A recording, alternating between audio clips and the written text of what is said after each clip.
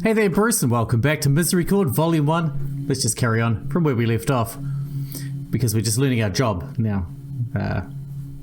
Also, we might have figured out where the sword is. It really was quite dark back there. I couldn't tell how far I'd gotten into the bookshelves. The library had no windows. All light emanated from a simple chandelier above the desks and table. I tried to dry my face with my robe. It didn't do much, considering I was still crying. I felt quite pathetic. For a little while, I bumped around in the dark, hoping to just stay out of Eustace's earshot. It wasn't long until I staggered into one of the shelves, though, setting books cascading onto my head like hail. I yelped in surprise. Hedwig? I looked up to see Eustace standing above me. She looked quite worried. I'm really sorry, Hedwig. Will you come back to your desk? Eustace crouched down next to me and took my hands in hers. She squeezed them gently. I shouldn't have been so rude to you just then. It's not your fault. It's okay, I understand. Let's go and talk about it at our desks, yeah? No, you don't understand. No one does. No one can. You're inquisitive because you've never been outside your cell before. It's really not your fault. I'm having a hard time with losing Catherine. I don't know how to handle questions about her.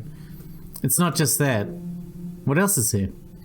I looked up at Eustace's face. It was hard in the dark, but I could make out a weary attempt at a reassuring smile flickering on her lips. Nothing that'd do to say now, I suppose. I'm all over the place, just in total. Eustace's smile grew, but she looked altogether sadder. She reached out to adjust my messy cowl, then stood up, guiding me back to a standing position with her hand. Come on, up you go. Let's go back, yeah? I nodded, still sniffling. I really am sorry. I was being quite cruel.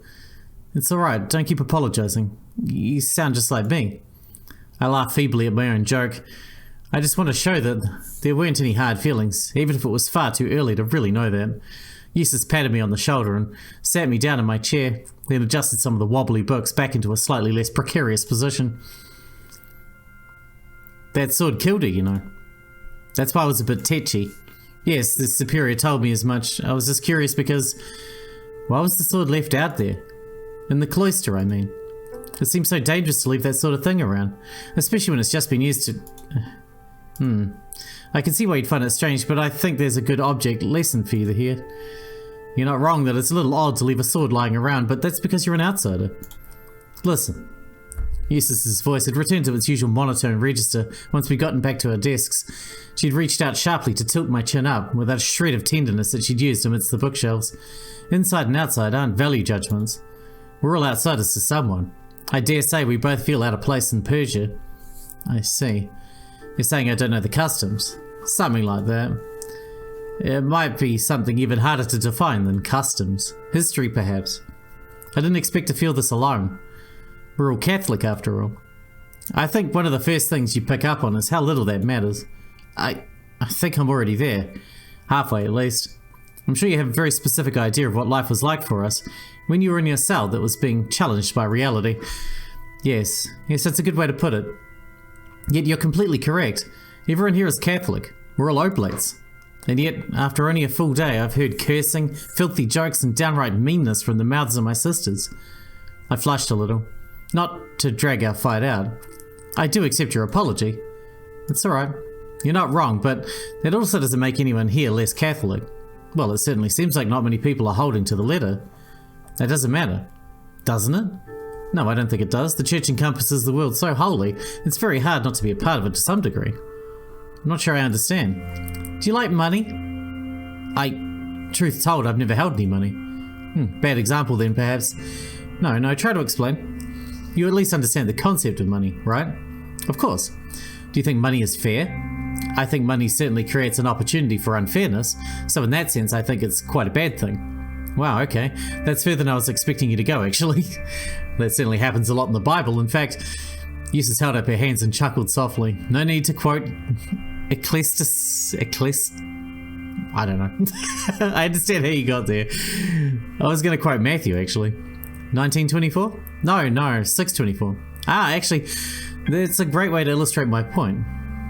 Never mind, I'm not doing the Latin again. Ye be not able to serve God and riches. Mammon is riches. Yes, I suppose, a demon of riches. You think Mammon is a being? You don't think it's a metaphor? What's the difference? Good answer, actually. Anyway, we both agree then that you cannot worship money and God. Of course. But we are nuns. We tend to the poor, theoretically at least. Would it be wrong for the poor to covet money? Covet, I think, is a strong word. But they are poor. Poor exists because rich exists, because poor exists. They are opposite ends of a spectrum that governs their day-to-day lives. How could a poor person not covet money? Food, clothes, shelter? Things provided by lords who have a lot of money, which is provided to them by kings who have even more money. So you're saying that everyone worships riches? Nobody is truly Catholic. No, I'm saying that money is essentially as heir to people who want to live in this world. And when money is scarce, the church provides for them. We provide for them by extension. You know money is evil. You understand the inequality money inherently causes and the ways in which the Bible describes this. Yet, if you were to leave tomorrow, if you struck out on your own to live a life in London or what have you, how would you without money? Who would ever provide for you but the church? I'm afraid I don't quite understand. The church is there. If nobody here was Catholic, none of them could breathe. I didn't really know what to make of this. Eustace had certainly practiced this expression of her worldview, but I didn't fully understand what she was talking about, particularly because I was still slightly dazed and over-emotional, but more because it sounded very convenient. This is a very dim view of the church and faith. Does that make sense? I understand what you're trying to say, at least. Well, I'm glad I did it some justice, at least. Catherine's version was a lot clearer. That was something Catherine said? Paraphrase, but more or less. Catherine could talk about 3 times longer than I could on the subject. Most subjects, to tell you the truth. I tend to ramble. I'll have to think about all this. That is a most interesting opinion for an Abbey's chronicler to hold. Eustace had turned to walk back to her own desk. Like I've already told you, Catherine is a very interesting person. I should have liked to have met her. She sat back down at her desk and began working in her ledger again. The same old Eustace had fully returned. It's a shame her chronicles are gone then. I could learn a lot from them, it sounds like. I picked up my quill and began writing. The conversation had certainly been illuminating. Inspiring even, although not in the sense that I wanted to write like Catherine. To tell you the truth, I couldn't believe Eustace was relaying whatever Catherine's opinion had been fairly. It certainly did not shake the idea that I was in the midst of a group of Sarabates rather than Benedictines. So it felt that for now, I should chronicle things in as uplifting and holy a manner as I could. I would log the daily activities, liturgies, meal times, and so on, and I would highlight the godly deeds I witnessed throughout the day. I reasoned that this would be healthier than listing the decidedly ungodly things I noticed. I would search for the positive, as it were. Are there any letters I need to transcribe in here today? Not today, no. Does much mail come through here? Loads. Who for? Eustace peered at me over the glasses witheringly. Most everyone, I should think. There isn't much else to do here. Who writes the most? You're being nosy. I'm just curious, you never know who has a gift for writing. It's Catherine, if I had to guess. Catherine 1. She's very popular. Really now? How interesting. I suppose. There's no accounting for taste. I like Catherine 1. A thought crossed my mind. Are you sure there's nothing I could help you with? Are there any letters that Catherine 2 was supposed to sort? I could take a look. If there were, there are not. Really? I've already taken care of any unopened mail in Catherine's possession. I see. In that case, I think I might be finished.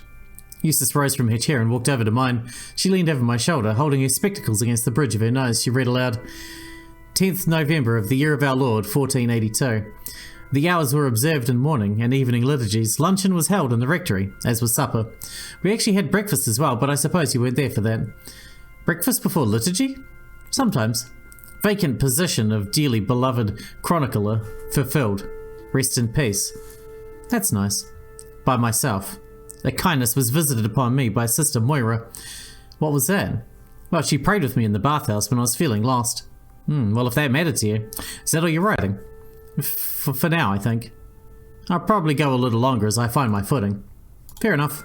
Catherine would fill a whole page. That much I can tell you. A full page for each day. Yes, sometimes more. You don't have to do it that way, of course, but you were asking about what her writing was like. No, that's very helpful. Well, what now? I have work to do still. You can do as you please. I think I might walk around and check on some of the others. Maybe I can fill up pages hearing what others are accomplishing. Not a bad idea. I stood up to leave. Before I could step away, however, Eustace gripped me by the shoulders. She looked into my eyes with a gaze even more serious than the one she'd used in the garden.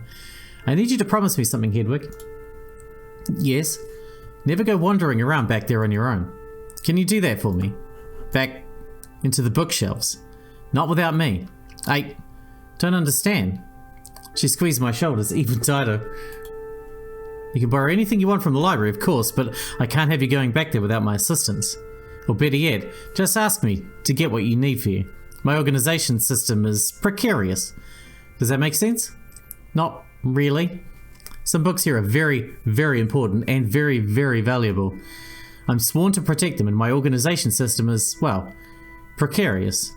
As you've seen. It'd be a weight off my mind if I didn't have to worry about anyone else rummaging around back there. Of course, I shan't touch anything. Thank you. Sounds dodgy, but okay. What are you hiding back there, huh?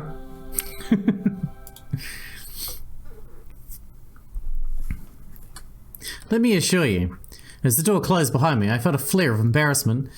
I was just treated like a total fool, I thought. I had half a mind to turn back and tell Eustace to stuff her sentimental stories about Catherine and show me the sword under lock and key. I didn't, of course, and thank goodness for that, honestly. No, I won't explain what I meant just yet. Let me tell you something about that chronicler position. It might have taken a fair bit, but it did teach me a thing or two about spinning a good story. Anyway, the cool air of the hallway hit my face hard after being in the stuffy library for so long. I could feel the damp patches around my eyes and cheeks where tears had been drying. I wiped my face with my sleeve to try and erase any lingering evidence. Oh, fancy running into you here. Moira was standing just down the hall, carrying a tray adorned with a small pitcher and some sliced rye. I was just on my way to bring you and Eustace some nunchin. Nunchin? Oh, of course, you wouldn't have had it before. It's just a snack between meals. Is that allowed? Allowed, of course. Why wouldn't it be? I looked to the side nervously. For what? I'm not really sure. A disapproving superior? Or worse, Angela? Moira chuckled again and set the tray down on the stone railing overlooking the cloister and then gestured for me to join her. The little pitcher was full of wine and there were pieces of crumbly cheese mixed in with the slices of bread. You can dip the bread in the wine if you'd like. Dipped it? Alright.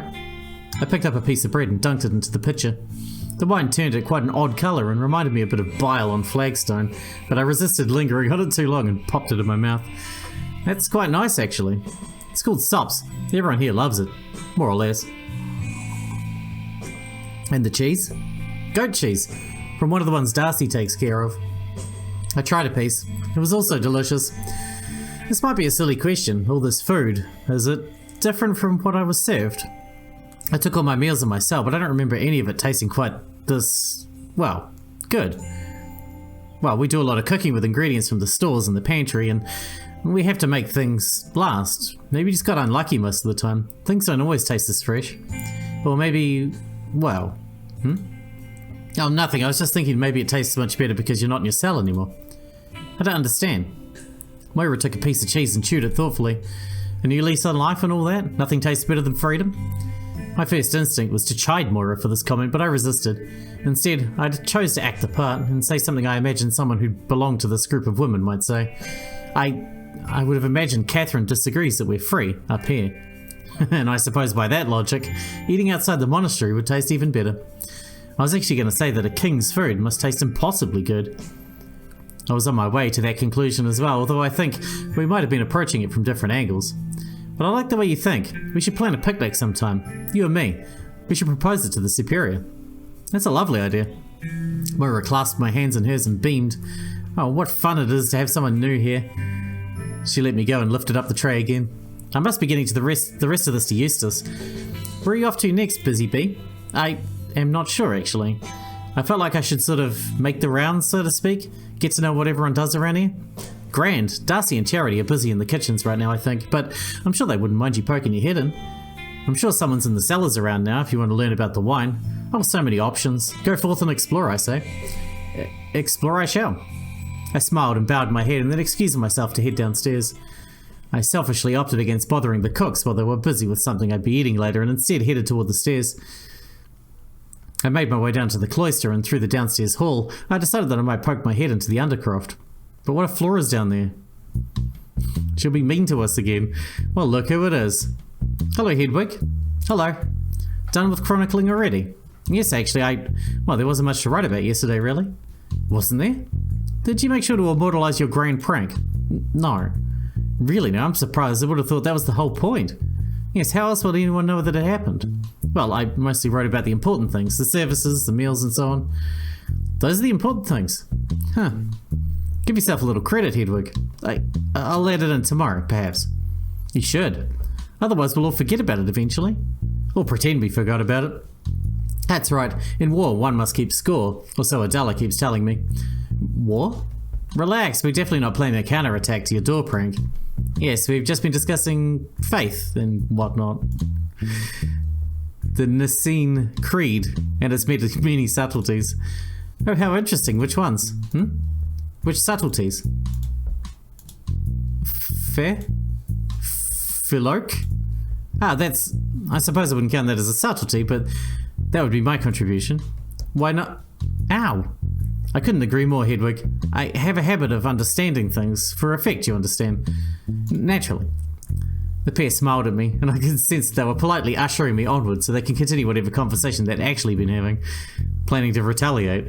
I decided to press a little further, however. What have you been up to today? I decided I'd see what the other work around here is like, since I finished so early. Well, there isn't actually exactly much almoning to do up on this hill, so I've been helping out in the cellars. Oh, what have you been doing? Catherine and Margaret exchanged a glance. This, more or less. Not to sound like our dear friend Eustace, but that's a euphemism. Well, not entirely. If something needs lifting, they'll shout. They being Marta and Flora? Typically, yes. But more often than not around here, helping in the cellars really just means, well, nothing. Standing around, gossiping, wandering around the cloister for a bit. And the Superior doesn't mind this? Now, steady on. We wouldn't be telling you this if we thought you'd blabber on to her about it. I won't. I was just worried you might get in trouble. It's never really been much of an issue. Soup can't be everywhere. Let's keep it that way, huh? Of course. Lovely, I knew you could be trusted. I've always said I had a good feeling about her, haven't I, Catherine? That's right, she has. I couldn't help but be filled with a gush of pride at this remark, but did my utmost to tamp it down. Well then, I'll just leave you to your important work, shall I? Until next time. See you at luncheon, Hedwig. I parted with a gracious smile and walked toward the corridor of barrels I had found Adela and Flora in the day before. Marta was standing next to an open cask. She was holding a wooden ladle, looking thoughtful. Hedwig, finished upstairs already? Yes, I am. I felt that it'd be nice to get to know everyone's jobs a little better. Smart girl. Flora could learn a thing or two from you. I heard that. Flora's voice echoed from deep within the rows of barrels. Good. I have her check inventory sometimes, especially if she's been acting up. I see. The barrel open in front of Marta smelled absolutely putrid. Nonetheless, she dipped her ladle into the dark liquid and raised it to her lips, sipping gently and furrowing her brow thoughtfully. Is it supposed to smell like that? Truth be told, I haven't a clue. This is a slightly different kind of wine that I'm used to. I must confess, I didn't know there were different kinds. It's sherry. Adela pestered me to try making it the moment she arrived at the Abbey. Goodness, she must be very particular. She has expensive taste, yes. We had to get a fancy new distiller set up in the workshop just to try making it. The Abbey could afford that. I was just talking to Eustace about her acquisition budget.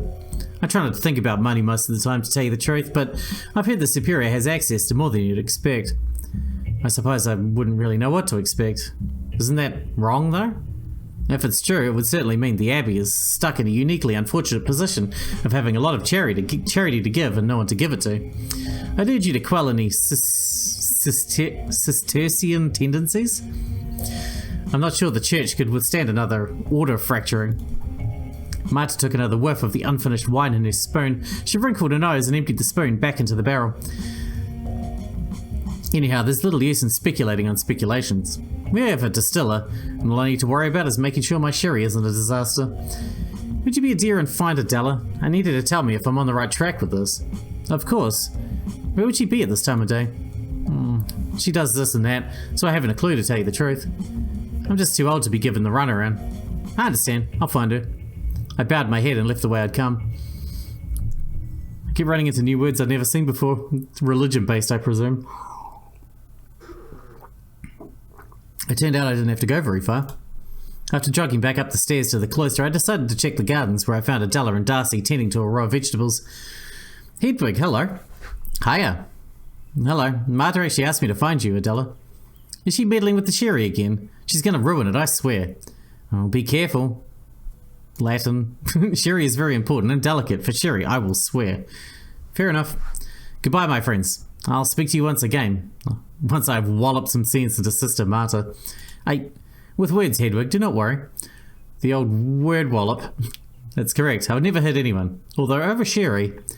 No, that's not funny. It is a little funny. Because really, I would not. And that's what makes it so funny, to say that you would. I get it. I suppose we have different senses of humour. Adela gave a little approving nod to Darcy and then she turned to leave. Would you mind helping me finish what she was helping me with? Of course. What can I do? Pick the rest of the carrots with me and put them in the box. She pointed at the wooden crate half filled with plump reddish vegetables. Alright then, do I just... You gotta push him down and yank him out like this. Darcy flopped to her knees and gripped a clump of green stems that were poking out of the soil. She pointed at a little purple mound poking out of the dirt. Watch this.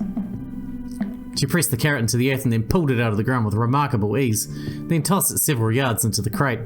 It's easy. You try. I knelt down gingerly in the soil, still a little apprehensive about getting my frock dirty. I rummaged around in the nearest patch of greens and traced my fingers down a stem until I uncovered the top of a carrot and pressed. Nothing happened. Press harder. I gave it my all. The resistance finally broke after a few difficult seconds, and I nearly fell face first into the carrot patch. Oh, there you go. Now pull it out. I regained my composure and removed the carrot from the earth quite easily. Why does that work? You're breaking off some of the little roots holding it in place. That's miraculous, I never would have guessed. It just works. Plants are wonderful. Thank God for plants. She continued harvesting carrots and I followed suit. There's certainly a lot here. We need as much food as we can get before winter starts, and carrots are good in everything. I hadn't thought about that. What else do you grow for winter? Peas, sprouts, cress, parsnips. Goodness. Leeks, celeriac, beans, beets. And you take care of it all? With help, but yes I do. Remarkable, that's very admirable. I like to help. And when people help me help, well, that's a very good feeling indeed. I pick up the pace a little, slightly more confident about my carrot pulling abilities all of a sudden. And you tend the animals as well? Yes. You've certainly got a lot of responsibilities. There are actually not that many animals. I think just a few ducks might be too much for me to handle. The ducks are friendly, so that helps. Other than that, we just have sheep, and that's a shared responsibility. Really? With who? A man from the village spends some time up here in the little house and helps with the sheep. I didn't know there were others living up on the hill with us. On this hill, just him, and he's a bit of a walk from us. It was strange, having a more in-depth conversation with Darcy.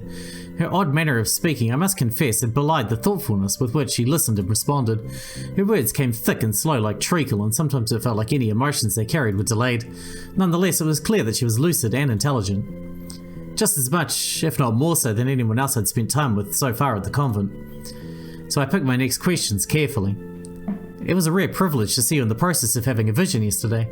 Oh right, yes. Was it now? Yes. It's a beautiful and powerful thing. I wish I could remember them. Eustace writes them down for you, doesn't she? Yes, but that's not the same. I do appreciate her doing that, but I wish I could keep track of them myself. You don't remember them at all afterward? Not at all. You know, the one you had yesterday was rather prophetic. Oh really? Yes, I mean fire, goat. It was perfectly accurate. I predicted your prank. Darcy, would you believe me if I told you that wasn't a practical joke I came up with? That I really saw a monster of some sort? And a goat? Probably not, but go on. I promise you I did. Well, you know me, I do think this place is haunted, but I'm not sure I've seen anything like that. It's a little haunted here, but not goat sacrifice haunted. So that would be strange. I suppose a practical joke is more plausible, but if it wasn't your prank, whose could it have been? Well, that's just the thing. I don't know. An idea came to me in a flash. Do you think I could read Eustace's full journal about yesterday's vision? Perhaps there had been some other clue written down in there that I'd missed. Something that could help me determine what had really happened. Or at the very least comfort me with the knowledge that I was not truly being pursued by ghosts or devils. Dunno. You'd have to ask her. Really? It's your vision. It's Eustace's writing. Fair enough. There was a long pause. That was the end of the matter, evidently. So, does the Abbey keep any goats? No goats, just sheep and ducks. I was just curious, honestly. I was under the impression that ghosts were common fixtures at abbeys. The same books that had led me to assume that the abbey I lived in would follow some sort of structural plan had also painted a rather specific picture of their inhabitants. Not having any goats to tend to was at least not as egregious as condensing the hours, sorry. But it did complicate my understanding of what I had seen a night prior, and then again, I suppose Darcy would have noticed if a goat had gone missing. Would you like to meet one? Meet a goat? Yes, because I can probably arrange that if you want to see a goat. They're very sweet and funny. Last time I saw a goat, it chewed on my sleeve and took a big hole out of it, and I had to get Moira to sew it back up. And then I had one sleeve with slightly less fabric than the other sleeve, so it looked funny. That does sound very fun, but no, I was actually curious because if I had seen a goat, where would it have come from? An impish grin crept over Darcy's face as she loaded carrots onto the crate. I think I know where this is going. You've been having me on, haven't you? You're working on a new practical joke. No. See, I knew you had to be joking when you said you saw a goat because there are no goats here, so you couldn't have seen one. But if you wanted to really get your hands on one for a new prank... Sister Hedwig. I whipped around to see Angela looming over the vegetable patch, looking as icy as ever. Yes, Sister Angela? You were meant to be working in the library today. Instead, I've been looking all over for you. Yes, well, I finished my work early. I'm sure you must have done a superlative job. The Superior wishes to speak to you before luncheon. I could taste the poison in those words, and I almost enjoyed it. Almost. I'm sure she wants to know how the first day of real work went. I was just helping Darcy with the carrots, then I'll be on my way. I'm to take you to her now. I stood up, brushing my hands off my robe. I think I know my way to her office, if you'd like to exchange places. No, I don't think so. I was given a job to do. Yes, well, I was too. Oh? You're taking orders from Darcy now? It wasn't really an order. That's alright, Hedwig. I can take it from here. Wonderful. Let us be going then. I tossed Darcy an apologetic glance, and I hoped that she caught as I followed Angela away from the garden.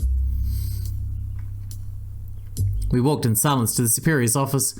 Angela's presence usually made me feel meek, but something about helping Darcy had given me a small boost of confidence. I spent the walk imagining several witty and biting things I could say to Angela if she happened to speak. She didn't, of course, not until we arrived at the Superior's door. Well, have a productive meeting. She made a show of turning on her heel and marching away briskly. I thought of a few more clever things I could have said before clearing my mind as best I could and knocking on the door. After yesterday's arguments with the Superior, I'd resolved to be as polite and demure as possible. I would speak to the Superior with the respect her station demanded, and I would save any pithiness for an imagined Sister Angela. The door swung open and the Superior ushered me inside. And with that, we're going to wrap this one up here, because that seems like a good place to stop, and we can have our meeting with the Superior in the next episode. Although it's not going to be a very fruitful meeting because we still haven't learnt anything, unless it's the guy who keeps the sheep. Maybe he's the killer. I mean, someone else, right? Anyway, thanks for watching, Bruce, and I'll see you in the next one.